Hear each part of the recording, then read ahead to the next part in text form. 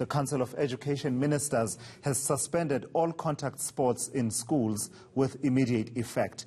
It says despite interventions, contact sports events are still contributing to the spread of COVID-19. A government gazette will be issued to this effect in the coming days. Joining me now is the Basic Education Department spokesperson, Elijah Mhlanga. And Elijah, just take me through the thinking of the Council of Education Ministers, a structure that involves the minister nationally, but also the MECs in the provinces. Why suspend contact sports and not non-contact sports?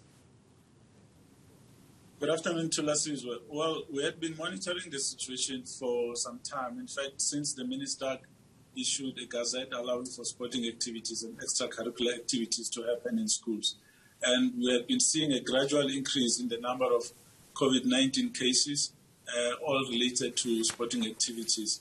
And with the recent rise in the COVID-19 cases across the country, those cases in schools as well and the number of schools involved also increased. So it was felt that there was a need for a decision like this to be taken because from the start we said that schools should contribute in the fight against COVID-19, not contribute in the increase of COVID-19 infections. So what makes you so sure that non-contact sport will not contribute? Because, you know, it's a sporting activity.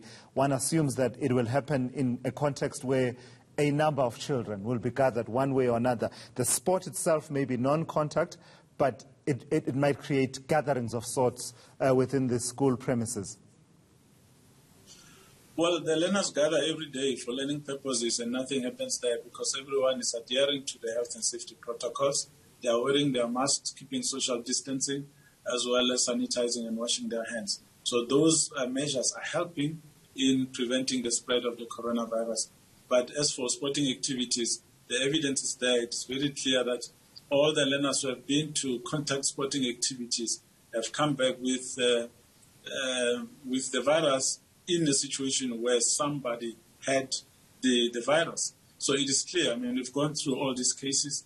The outbreak response task team as well felt the same, that in order for us to fight successfully the containment, in fact, of the virus, we needed to suspend sporting activities. Non-contact sporting activities, I mean, swimming, you can swim on your own, or you can have learners swimming, and if there's a responsible facilitator, they can make sure that there's no touching that takes place as much as they're gathering. If they're not touching and all the other measures are adhered to, then there shouldn't be a problem. And it is for that reason that we felt that contact sport in particular needed to be suspended. So which sporting codes are affected here, Elijah? Geez, there's a long list. Rugby, soccer, netball, and all those other sporting activities that entail one touching the other. Because the danger in COVID-19 is when you touch somebody, and you know with sporting activities, the duration is extended, whether it's netball or soccer or rugby. You are in contact with these persons for up to 90 minutes or 3 hours, depending on the arrangements at the sporting field. But that is the problem. That needs to be contained for now, and then monitor the situation and see what decision is taken next. I'm sure you will have heard the counter-argument and the voice of concern that says, what about the health of these young people, of pupils, in as far as, you know, their fitness and health, but also their mental health, and that they need sport to look after their mental health. And there's even been an argument about, you know, the impact on coaches who coach these particular sporting codes and their livelihoods and their ability to continue to do those activities. What do you say as a department to those concerns? You know, if I were to show you the reports, it is those coaches who have also had the virus. In some cases, the coaches brought the virus to school because they also go to other social gatherings and they get infected, and then they come to school because of the nature of the sport that they're involved in. They end up infecting other people. So there's that part as well that we need to think about. Over and above that, we need to remember that COVID-19 has brought a lot of complexities in our lives in general, where as government we've had to always find a balance between saving lives and keeping life going on. And in our case, it's schooling. We need to keep schooling going on. If it means we suspend momentarily sporting activities, you do that. I mean, the coach will know that they are not fired. The coach will know that it's not a life ban, it's just a suspension, which we believe that once the challenges of COVID-19 at this particular moment have passed. People are talking about the third wave, and some were saying, you see, there's a third wave. What are you doing about contact sporting activities? You listen to both sides and do what's best. And we believe that what the Council of Education Ministers have decided on earlier this morning is the right thing to do at the moment. Broadly speaking, Elijah, what's happening in our schools? I mean, they've not been drivers of infections, certainly in the last 12 months or so, excluding the period when schools were closed.